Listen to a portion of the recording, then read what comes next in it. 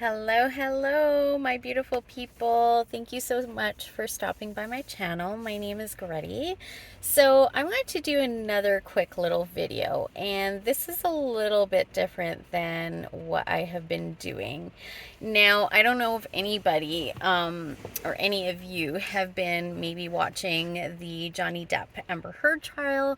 It has definitely been something that I have been investing my time on. I have taken great interest in it just because of what I have personally gone through in my life, especially in the last, I guess 9 years of my life. And this is a huge topic that is out there now, which I am so grateful for. And I can't even say how grateful I am to, um, have somebody, speak up. And I have been doing that in my life. And so many people try to, shush you and don't talk about it. And it's uncomfortable. And I don't want to hear it. And, yeah, I know it's uncomfortable. I know abuse is uncomfortable. I know talking about narcissism is really uncomfortable, but it's a reality. And what I have noticed, especially with my clients, with what's going on in the world, I have noticed that unfortunately, when we're dealing with narcissism and narcissists, I know that word is thrown around so much. And, it shouldn't be, because it's a very serious thing. Now, here's the thing: we all have narcissistic traits. We do. Look at children. Children are quite narcissistic, right? Especially in the first few years. So I totally get it. We all have narcissistic traits, but there is something that I guess disqualifies a person who would be considered a narcissist or have narcissistic personality disorder. And what the differentiating factor is: empathy. So narcissists don't have empathy. They don't care. It's all about them. They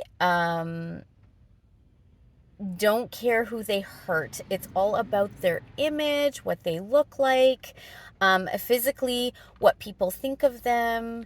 They're takers, right? They take. So if you're a giver, like me, if you struggle with boundaries, like I used to, if you don't know how to put yourself first, like I did before, those qualities are what people who are narcissistic look for and are drawn to. Okay, so narcissists are takers. They need you to be giving to them. And, you know, typically there's this kind of term that's going around of the empath and narcissist. That's kind of the combination. So typically empaths, so people who are very empathic. If you're a spiritual person, you'll probably know what an empath is. But if you're an empathic person, you're kind of like that. If you think of a key and the keyhole, right? It's like you're the keyhole for the key who's the narcissist. So you fit perfectly together. But typically what happens is things get so bad that, you can't take it anymore.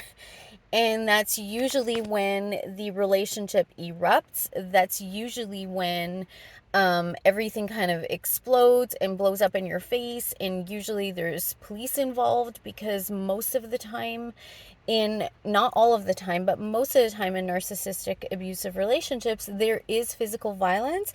And lots of times it is towards the end, because that person the giver, the empathic person, gets to a point where they just can't take it anymore. And they maybe do start standing up for themselves, or they start educating themselves, or maybe they're talking with somebody, or they're getting counseling or help for themselves. And they start to learn about these things. And they're like, hey, wait a second, this isn't right. Um, and, narcissists typically will have a sob story. This person did this to me. It's all about blaming the other person, blaming everybody for their problems. No accountability. Those are classic symptoms of a narcissist. It's always everybody else's fault. And lying.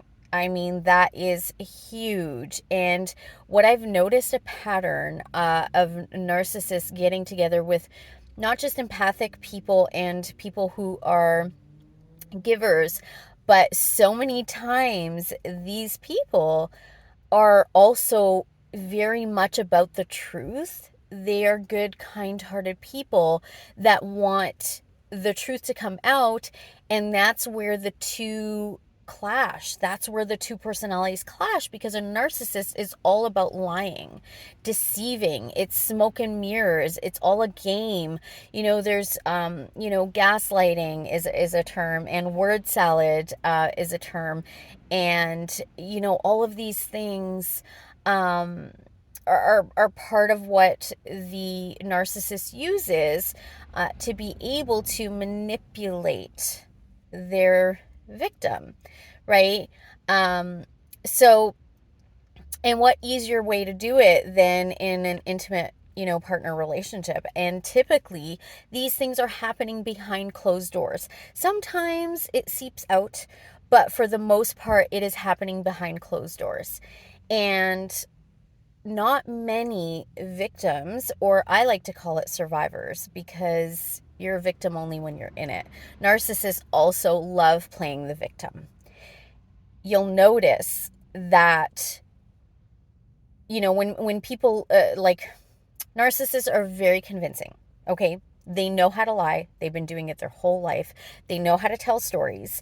You'll notice that the person who is the real victim, in the relationship, doesn't look at themselves as a victim, actually.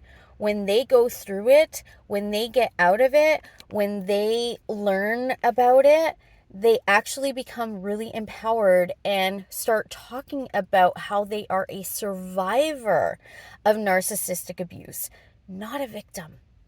So when you listen to stories, especially like in this case, it's really hard to tell, like, who's telling the truth. I mean, obviously there's evidence, and lots of times evidence, may be manipulated, but if you really look at the people, now body language is something else that I'm super passionate about, but if you really look at the people, look at their body language, look at how they're talking, look at how they're telling their story, look at the words that they're using, you'll notice the true victim will look at themselves as a survivor. They will be very much about bringing out the truth. It's all about the truth, not blame.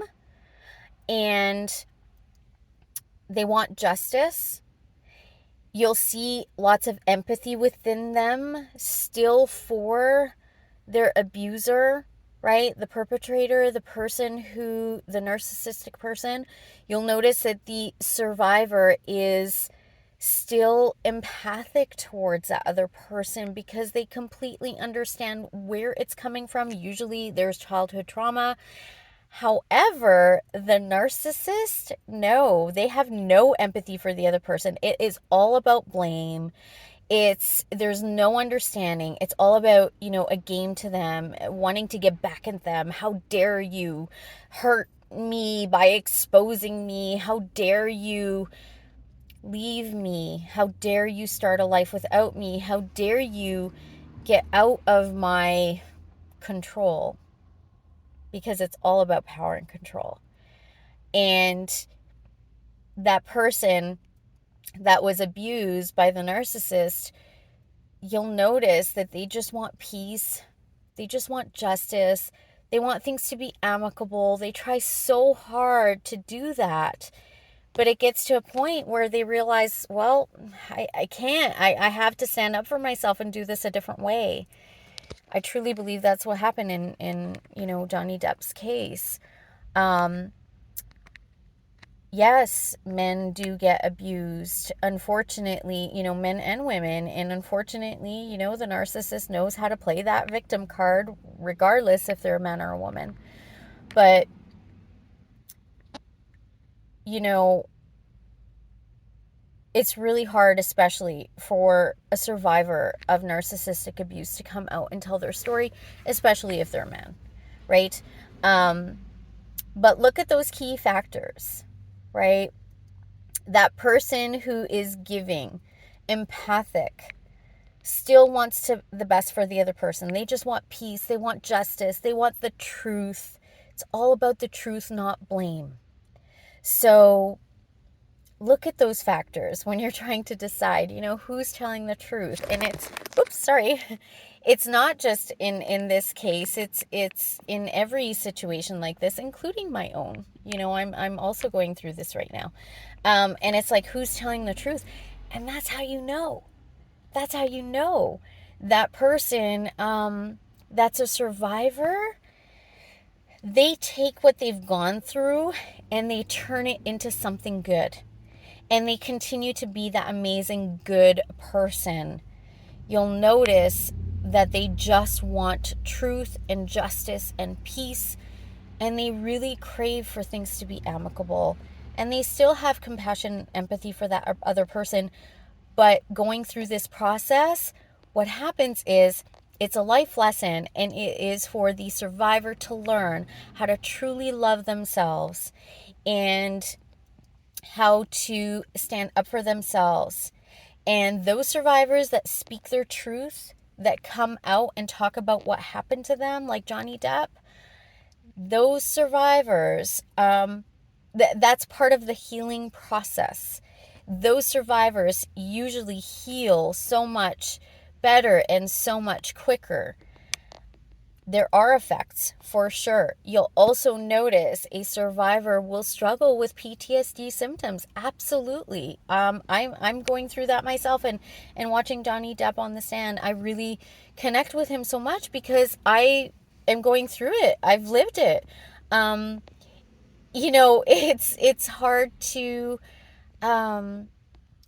even do day-to-day stuff, but you keep pushing through. And I just think it is so amazing that he has come out. Now, I know there's lots of YouTubers on YouTube that talk about narcissism. Lots of survivors actually do. I swear I could have a PhD right now on narcissism after what I've gone through. I'm such a learner. I love education and learning and educating myself and researching things. And so I pretty much like I said, I almost got a PhD in it, by the amount of time I have spent on learning about it, the hours and hours and hours and days and nights, and I've lost sleep over, learning about it, because it became kind of this passion for me, of course, because I want to help others. And it did help for me to help, my clients as well, and myself. But, I kind of decided that I don't want to go down the path where I'm so much, in depth, the detail, piece by piece, sharing it and teaching about it on here, only because there's so many YouTubers that I follow that are absolutely amazing with teaching this, and they have such a gift at doing it that I kind of want to keep it to them.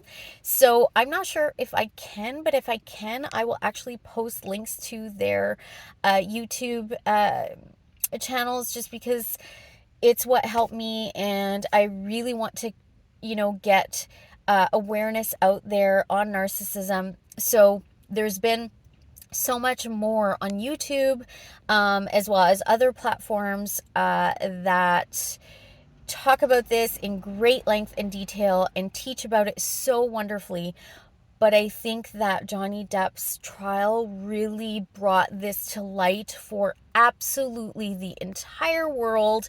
I mean, unless you're living under a rock, you're gonna know about this trial, right? So this brought exposure and awareness to everybody, not just people that are really like searching it on YouTube and that. So thank you so much to Johnny Depp for having the courage to stand up and speak out. And for those of you that don't like that, I'm a survivor of narcissistic abuse, and it is, unless you've lived it, you do not know the trauma, the terror, the pain, the confusion, the manipulation, the mind games, the control, the smear campaigns, right? I had no idea my name was being dragged through the mud for years before, even when things I thought were good, only to find out it's all, they know who they are. It's all a plan. It's all a setup. And once they've used you, destroyed you, or think they have destroyed you, they try to discard you, and then they go on to someone else, and it's called supply. They need supply. So you'll hear people talk about narcissists like evil parasites. They really try to suck the life out of you, and then they discard you when they're done with you. And you'll notice it's a pattern in their life. They will go through men or women over and over and over again, and this is what they're looking for, is what is a good supply. And another key factor is love bombing. And if you listen to Johnny Depp's story, it's so funny. Like, it is so much of my story too. At the beginning, you think like, oh my God, I've found the love of my life. This person's amazing. Like, this is so amazing. Everything's so perfect. But they're actually actors, and what they've done is they know what you want and need in a person and in a relationship, and that's what they give to you. And it's really sad. It's really, really, really sad that there are people out there like that use and abuse people. Financial abuse. Again, this whole thing with the Johnny Depp trial, you see lots of that. Financial abuse is a big part of these narcissistic, abusive relationships. And like I said, narcissists are takers. They take.